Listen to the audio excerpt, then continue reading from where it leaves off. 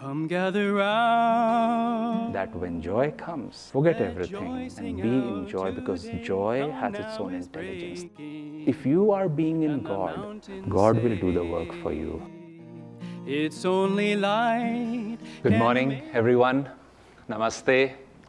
And thank you, Hrimanji, and friends, others who did the readings. It's a joy, first of all, to be here for the first time. My name is Nayaswami Aditya. I came to Ananda in 2008, and this was in Gurgaon.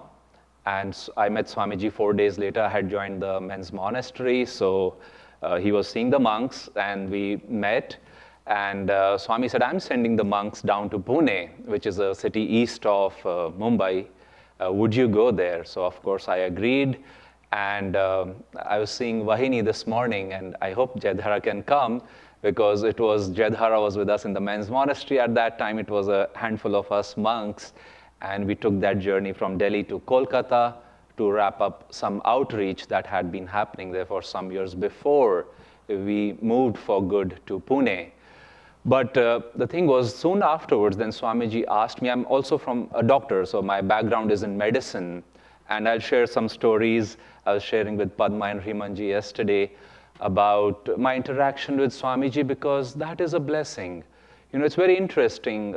Last year, I was sharing at the SRW, Spiritual Renewal Week. Our topic was attunement with the Guru.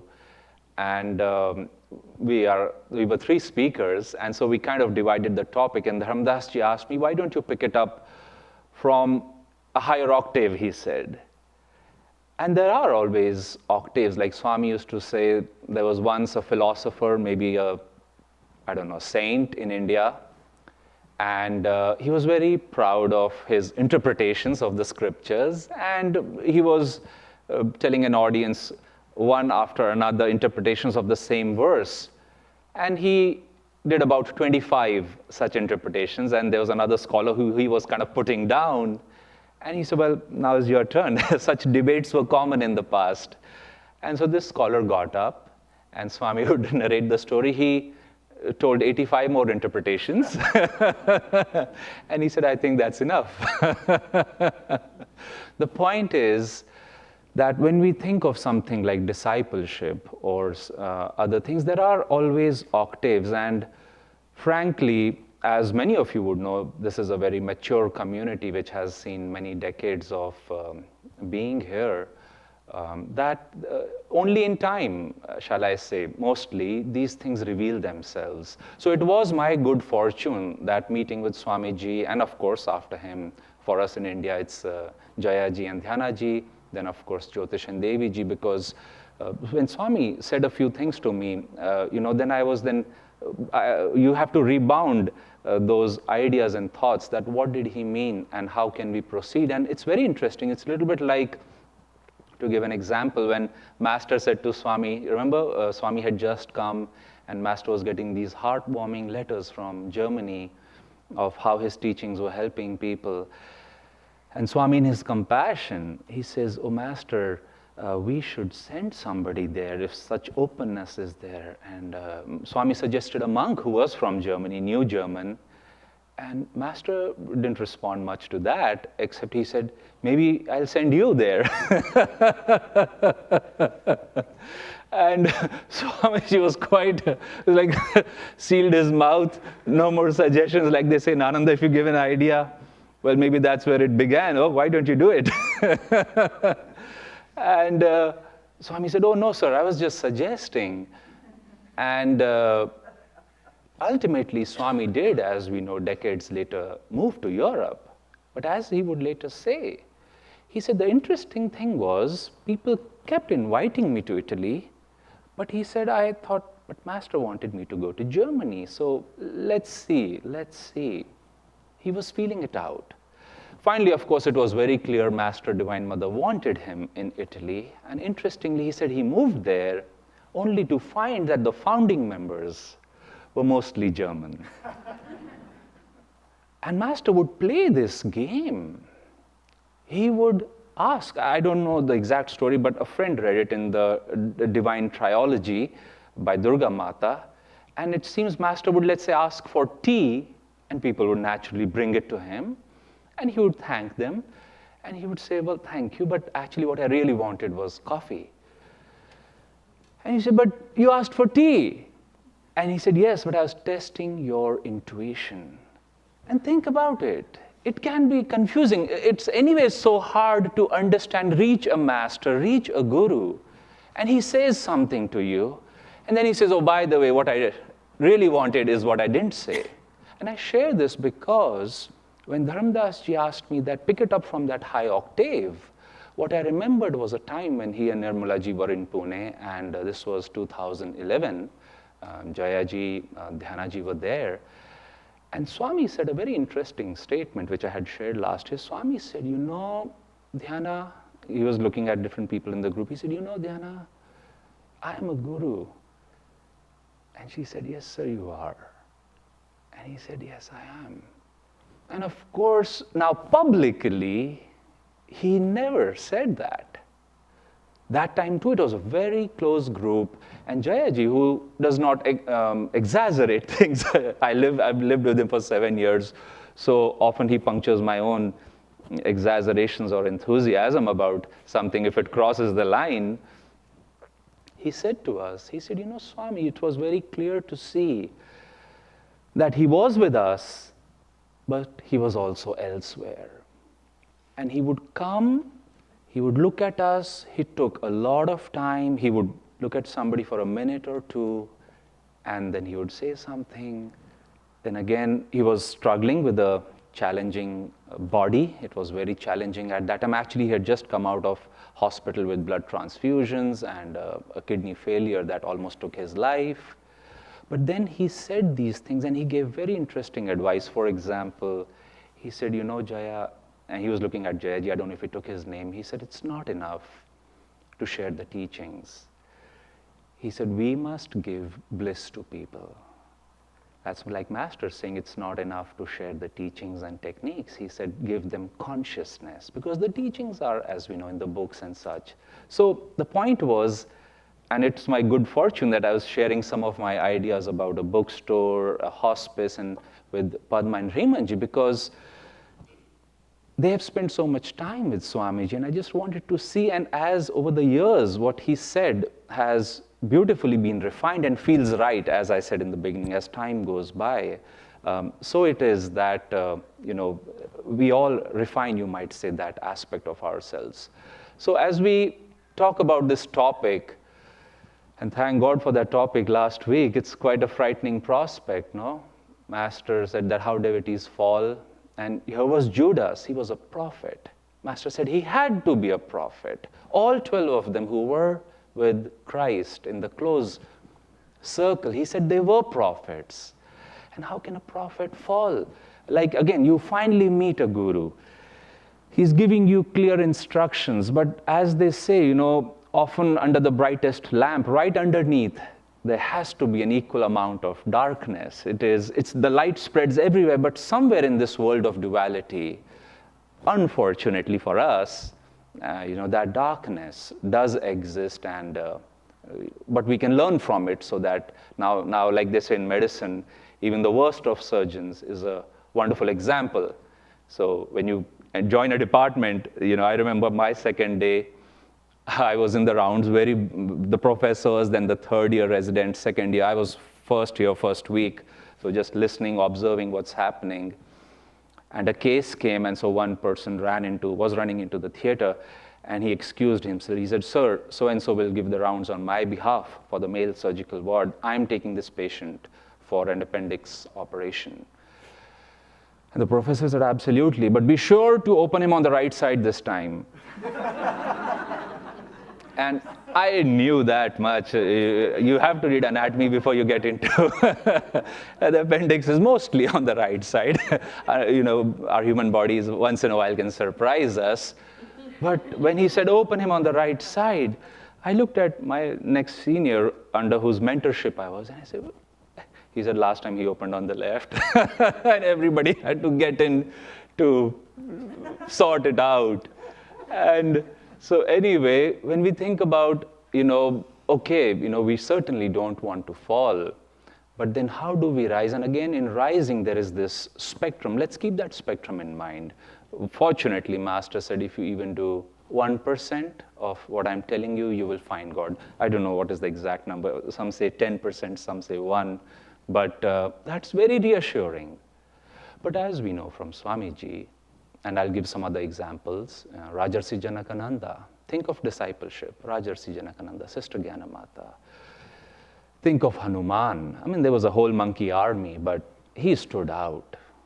So when you think of them, Swamiji, you don't think of, oh, he did 3%, 2%. You're like, he was 100%. At least he tried, he aimed, he leapt for that. I remember some years ago, there was a project in Pune, and somebody really went out of their way. They pulled out their life-saving. They said, this is it. It's Master's 125th birth anniversary year. Here's this huge chunk of a donation. Let's put it in this project.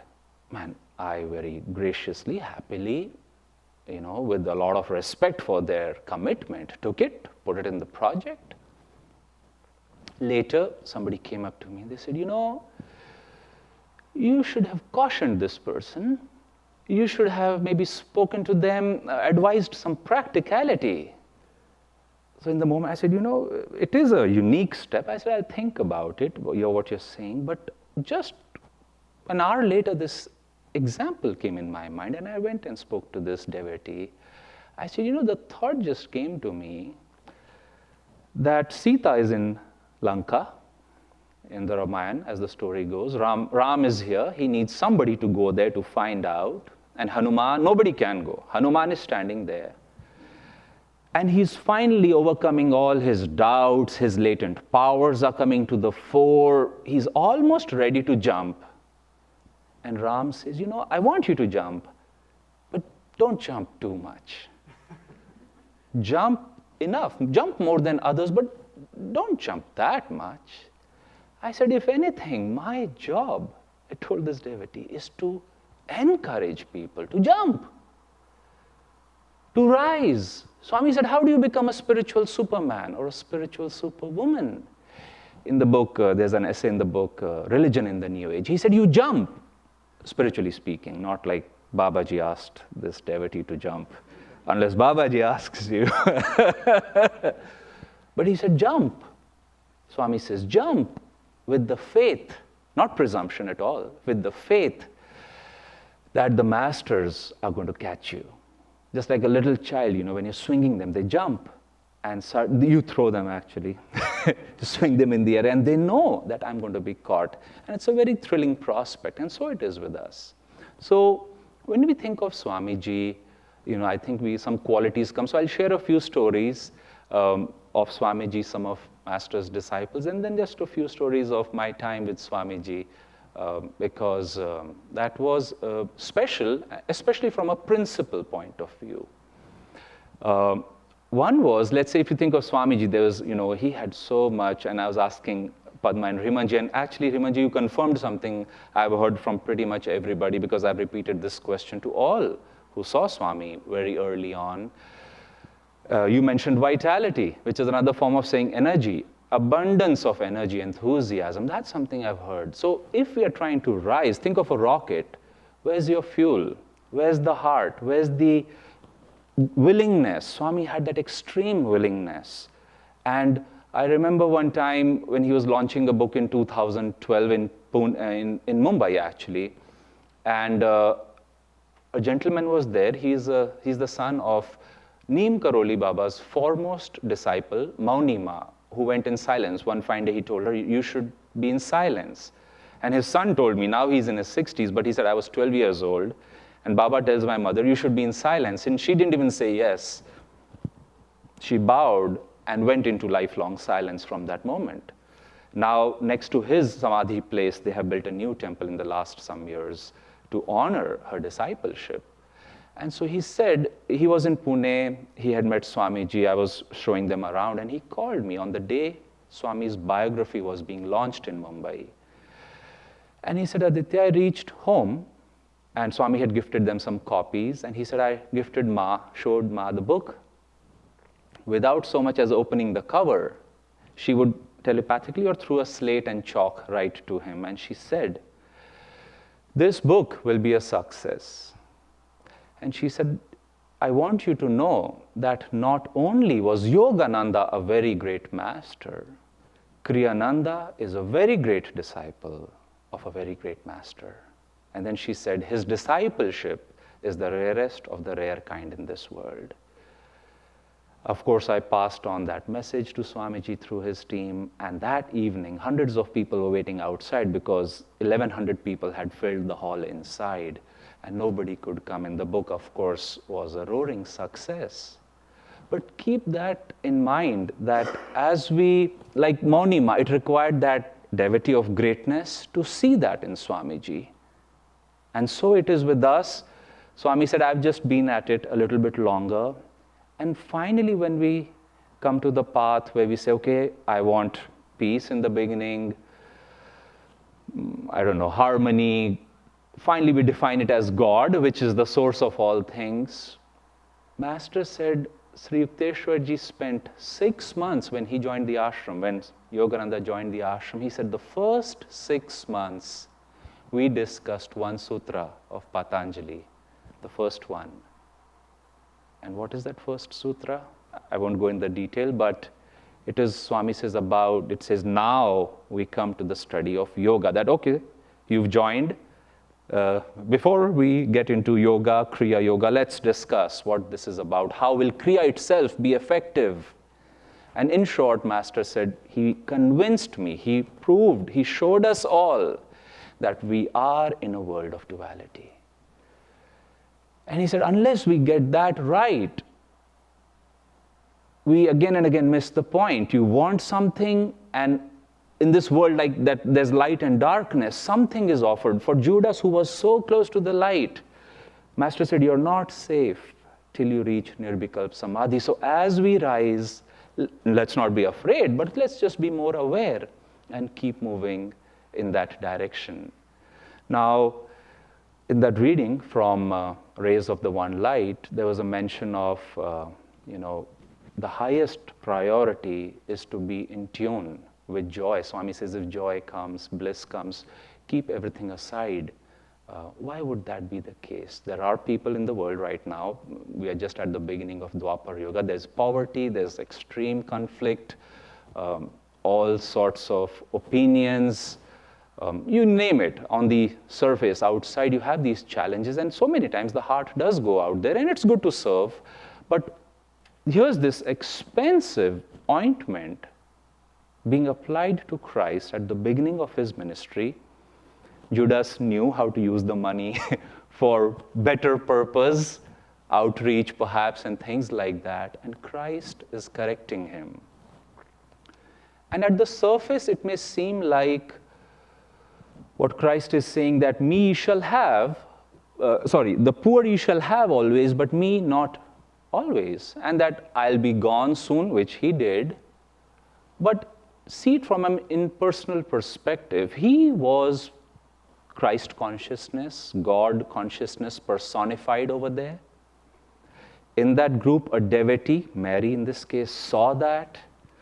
In the previous week, a few weeks earlier with Martha and Mary, she's meditating, not in restless activity, and Master Christ praised that. But then, she is this time outwardly applying this very expensive ointment. And what's really happening? On one level, he's her guru, so it's a wonderful thing she's doing. But it's not so much about what she was doing, if you think of it impersonally, or even who she was doing it to. For him, the goal was, how is she doing it? What is she deriving as a gift from that?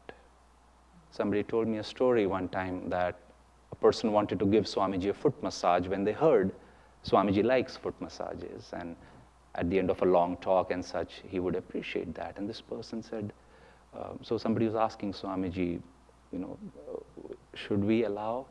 And Swami said, yes, they need it. They need to apply the ointment. And today I know the person because, and they so closely in their heart hold that towel that she still has, on which Swami received the foot massage. And that's one memory that has kept her through sickness and challenges. So I gave Swamiji a foot massage, and Swami was so right about that as she came up for the first time to give him that foot massage. Isn't that beautiful? And so what Christ was saying over there is attunement with joy, yes, attunement with Om. Let's take some examples. Why would joy be so necessary? And it's very hard. We almost feel guilty sometimes of being joyful in a world which is torn apart.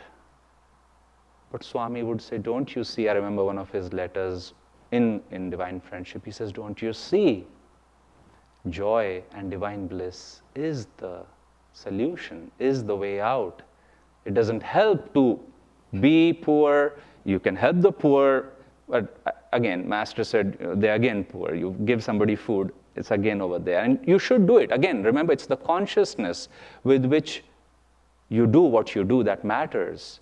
But Swami was saying over there that if somebody's enjoying, we all can testify to that. I see this in India so many times. There's a little poor child playing by the roadside. His parents are doing the railroad, making a road or bridge or something. All the child has is some rocks and sand, and they're joyful, they're ecstatic, they're rolling in that sand. And you say, they have nothing, but there's joy. The mind has, Swami used to say, not yet gotten. I can tell you, when you give an injection to a child versus an adult, the child forgets it the moment you distract them. But the grown-up person, when they come back, they're like, I won't go to this doctor, which may be the right thing if the doctor's technique is not right. I'll go here. But they remember deeply enough. The child doesn't do that. So when we are, Master said, in bliss or in a high state of consciousness, which Mary was and Judas was not in that moment, then Master said, in that consciousness, by remaining in that consciousness, he said everything like thoughts, energy, and outer realities, actions, they spring from consciousness, not the other way around. So by being in high consciousness, everything else will be taken care of. Swami said that is the most practical thing to do. That is the most important thing to do. On one level, I've seen many times, I'm sure it's anyone who's meditated even a little, it's their experience that you're going through a busy day, maybe there's sometimes some resolution you have to reach between people or a situation. And you say, I don't have time for this. I don't have time for meditation. And sometimes when everything I've done is not working, I go and meditate, only to see that somehow in that period, the conflict resolved itself. And when this happens again and again and again, and when prayers are answered more in meditation and stillness, in a state of high consciousness rather than fretfulness, then you realize that when joy comes, forget everything and be in joy, because joy has its own intelligence. That conscious, if you are being in God, like they say, God will do the work for you. Ultimately, God is the only doer. And it's good once in a while to get out of the way and be in Him. And as Padre Pio, somebody said, Father, you do such miracles. And he said, oh yeah, I have witnessed them too. He didn't say he did. He said, I have witnessed. You have also seen them? He said, I saw them too. That I was in God and I saw all these things happen over there. The second thing Swami is writing over there is that teaching of Lahari Mahashaya, that be in Om. And on one level, friends, I'm quoting Jayaji over here, he said, don't ask me how, but he said, take my word that these are all synonymous. He said, Om, light, peace, calmness. In the beginning, for your and my understanding and perception, they come out differently. But he said they ultimately do merge, and he said they do become one. So how can it be helpful to be in Om? Well, very briefly, as Master said, when God created the world, everything was in duality, was in movement, in vibration. And he says that sustaining vibration of all creation is Om. And when we get out of tune with Om, or away from Om, or in some aberration of Om, well, there is dis-ease, there is ignorance, there is poor decision making. As it says in the Bhagavad Gita, perfect bliss leads to perfect discrimination. In bliss, our discrimination is perfect. So when we stay in bliss, when we stay in Om, those blessings are very close to us. Master said, no harm of any kind can come to you when you are in Om. What's the next thing Swami is suggesting in that reading? Loving service. Because one of our acharyas was asked this question that I've been practicing the Om technique for a few months and I'm not hearing the Om sound. And he said, oh, just keep practicing. It takes some time. They said, how long did it take for you to hear the Om sound? Have you heard? He said, I have heard it. He said, how long does it take? He said, you don't want to know that. They said, no, tell us. He said, well, 20 years. He said, but remember, it was a day when Swami had blessed me for a special role and something he had asked me to do. It's no coincidence that you're practicing. He said, I kept up my practice to the best of my ability for 20 years. And then one day when Swami blessed me, I meditated because he had blessed me with something and I heard the Om sound. So Om is wonderful, listening to it, but when you go into Om, when you have to, Master said, merge with Om, it's not by your or my efforts and frankly even the technique. Master said, do not mistake the technique for the goal. So there's a progression I see in this reading that be in joy, high consciousness, be in Om, but the heights of Om, these are all ultimately coming from God, especially through the Guru. I remember, could I take just a little bit more time, Padmaji? I have two clocks in front of me. That one won't say anything. I'll eat into just a little bit more of your time. And this was 2014, after Swami's passing. Our men's monastery, we were trying to stay together and see what to do. And we took our annual week-long seclusion. We decided we'll go to the Himalayas. We'll be in silence. There was a place. We had a whiteboard. Everything was crystal clear. And this was the valley next to Lohaghat, where Swami had taken a seclusion many decades ago.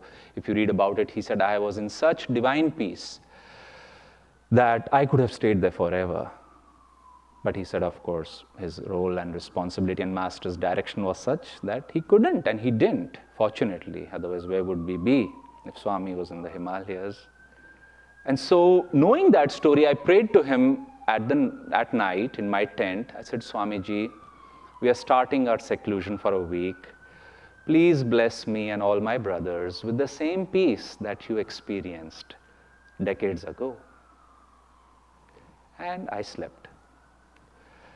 In the morning, I had my alarm, but I had a dream before that. I had a dream, and Swami comes in my dream, and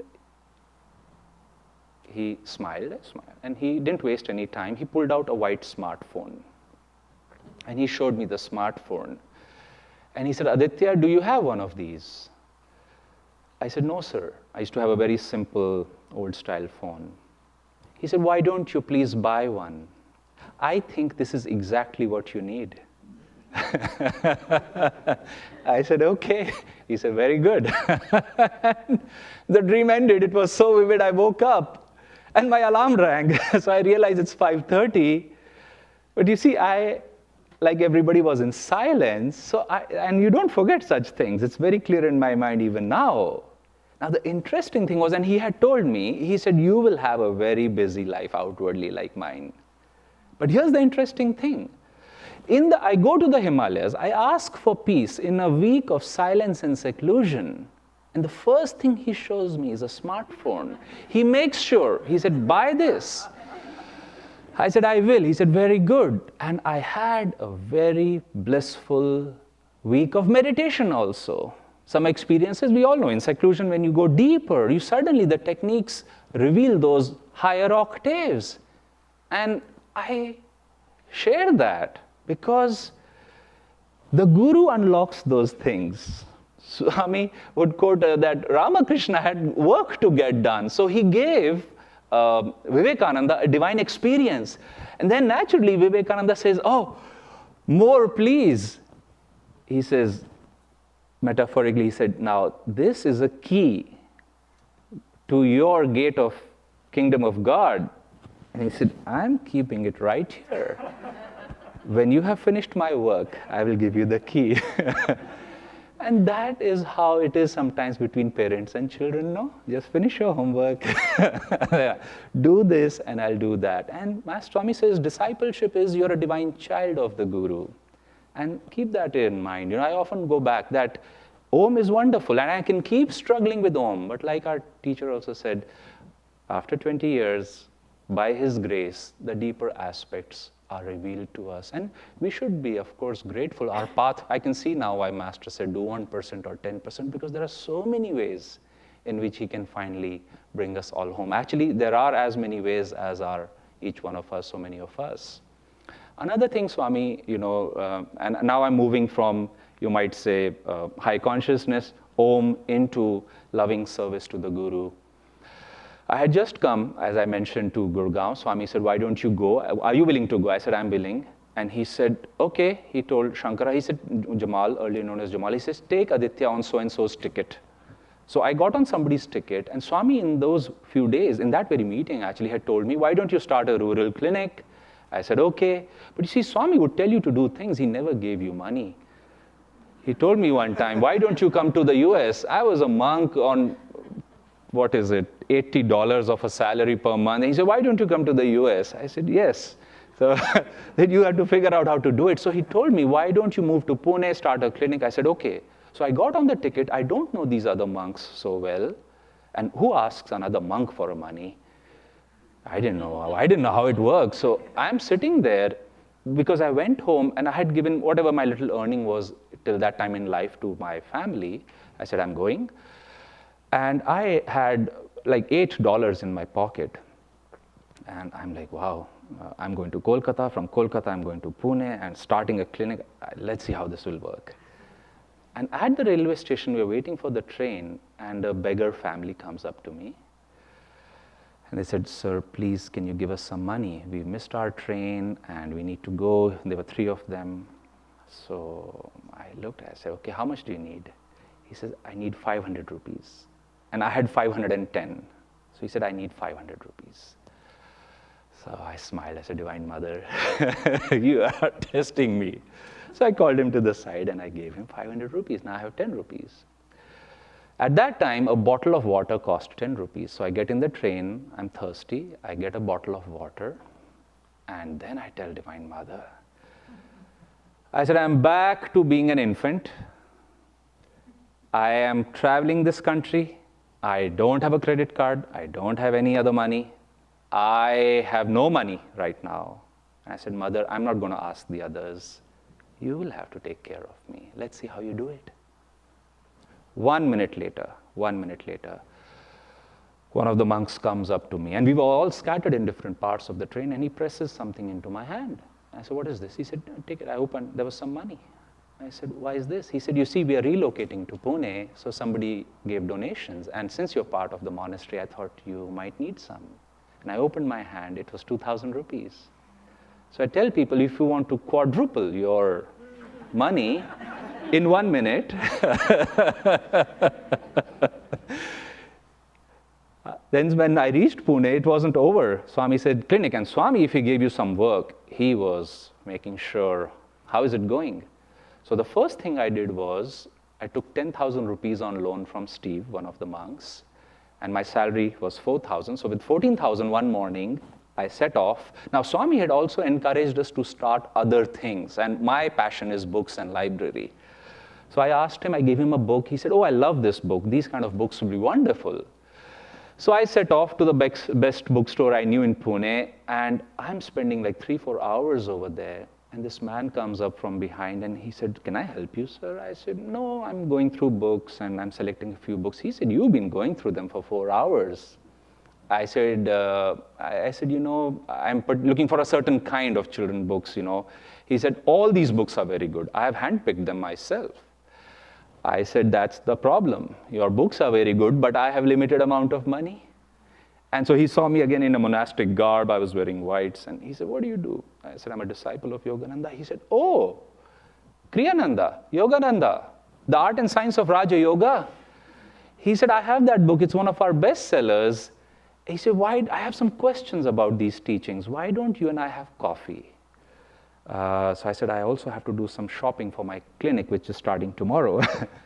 And he said, I'll just take a few minutes, just a coffee. So as we were going, he tells at the counter to his team, he said, please pack books from this, and this publisher for children, for Dr. Aditya.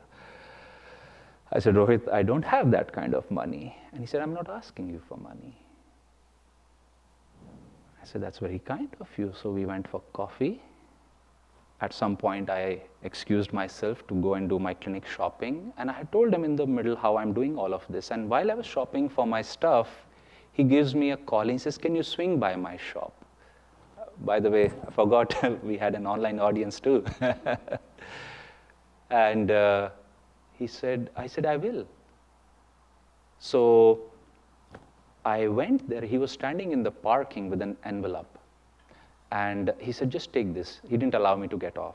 I'm meeting him for the first time. And I said, what is this? He said, just go home and open it. And I said, okay. I said, this looks like cash. He said, just go home and open it. And so I reach home and I open it. And it's 10,000 rupees collected, I think, from his entire counter, all sorts of denominations, some coins were there. And there was a note. As long as I am there, Aditya, there is no need for you to borrow any money from anyone. And here's the sweetest part of the story. The following day, I was returning after energizing in the park over there nearby, and I came to our building, our apartment complex, and the lift opened before me, and out came Swamiji and Leela, his cook. And Swami said, we are heading out for a walk. Would you like to join us? I said, yes, Swamiji. He said, give me your hand. And so we walked very slowly for 20 minutes. And the first thing he asked me is, he said, how is the clinic and the library going? And you see, he had this beautiful twinkle in his eye. He was childlike. At the same time, he was the father. He knew everything. So I said, Swami, you won't believe what happened yesterday. He said, what happened? So I narrated this entire story to him. And he said, I'm so happy for you. And I knew in that moment that this is a strange paradox for us all as disciples, that we have to do something. Like Swami said, the sweat is ours and the glory is God's. But he said, the more you do it the way he has asked you to do it, he said, you realize he ultimately does it all through the person who gives the money, the books, the clinic, and again, and I'm sure you will have your stories. But the point is that it's good to be in joy, it's good to be in Om, but when you're serving, like somebody said to Jyotishji, you've never done a business. He said, no, I have. And as they discussed further, he said, you haven't. Your business was Guru Seva. You did it because Swami told you to do it. That is not business, it is Guru Seva. It is loving service. And when we pick it from that angle, Swami said our attitudes, our fears, our doubts, the ego, likes and dislikes, slowly, we start learning, like I was saying in the beginning, that I start something, but somehow God finishes it better. If I listen to what He's asking me to do, it works out so much better than the way I had planned it. And so let's keep that in mind. And finally, I'll share something which was very recent, because it was in 2011. Swami wasn't wasting time at that time. He would gather a few people. So one day he gathered a few of us, Dhyanaji and I remember we were in the same room. And he said, Dhyana, you should come often to Pune. Aditya, you should start a hospital someday. And he said, by the way, we should have a center in the city one day. He didn't say one day, it should be a center where we have yoga, meditation, businesses, clinic, school. Remember, we had 20 people in all in our database in Pune at that time. And so we are looking at a hospital. I mean, he knew I'm getting 5 patients in my rural clinic. So I asked him, because the center was none of my responsibility at that time. Now I run it, it's been 10 years, but at that time I didn't even ask a question about it. But for the hospital, I went back, I said, I'm happy to start one, but there are very few patients. And he said, oh, it doesn't have to happen now. So I was like, okay, relieved. But now I look back, just a few weeks ago, we got a center in the city, right in the heart. And Dhyanaji was telling me, because she came to bless it, which has all those things he said. And just like Master said to Swami, oh, I'll send you to Germany someday. Oh, I'll send you to India someday. Book the tickets now. So for Master, in that consciousness, there was no time, there was no space. He was seeing it happen. But for us, we too will reach there the more we stay true to what they have asked us to do. And it comes as a feeling. And finally, I'll close with this, that when we are speaking of as we rise, how to rise in ever greater attunement, Swami says that to achieve that actionless state, that state where, shall we say, there, there's no ego, those thwarting cross currents have all been smoothed out, it doesn't happen overnight. And he said a pitfall can be, oh, if I have to be peaceful, I'll quit all activity itself. No. He takes your every penny. He takes your courage. He challenges you creatively. That clinic and library I started, it was through that library that I met Mauni Ma, Neem Karoli Baba's son, in a very miraculous way. So what seems on the outside as an ointment, as a little foot massage, as a little clinic or something, that is true on its own level. But much more important, and perhaps the most important, Swami is saying, is why are you doing what you're doing and how are you doing it? Because if you haven't learned those lessons, then we have to keep doing it again and again. And the moment we've learned that lesson, and that lesson was there for Judas, fortunately, of course, I feel in sort of a short span of time, he got free. Master said he was freed by Ramakrishna in the same century when Master lived. So it's very consoling that the Masters know every single detail of our life, but we who are aspiring to get out of this wheel of duality need to keep reminding one another of these teachings and see how we can apply them and achieve that highest attunement. First, through techniques, books, reading, music, you name it, and it's different, like I said, for everybody. But finally, like Master said, to be in tune with me, serve my work. That why am I doing? Master would ask others what I have been asked to do. Swami, Jayaji said he asked Swamiji one time, how do we get in tune with you? And so he said, finally Swami was exasperated. And he says, look at what I am doing. Ask why I might be doing that. Join me in what I am trying to accomplish. And he says, then you will understand what Master was trying to do and the blessings flow more. So for a disciple, like I said, Hanuman, Kriyananda, Rajarsi, somebody asked Swamiji, why did Rajarsi, why was he the most advanced? Swami said, Master had to say things once to him. He said, once was enough, because there was that extreme willingness to act. So let's keep that in our hearts as we all aspire to rise. Jai Guru. Now, I have forgotten some of the flow because music. If you are being in God, God will do the work for you.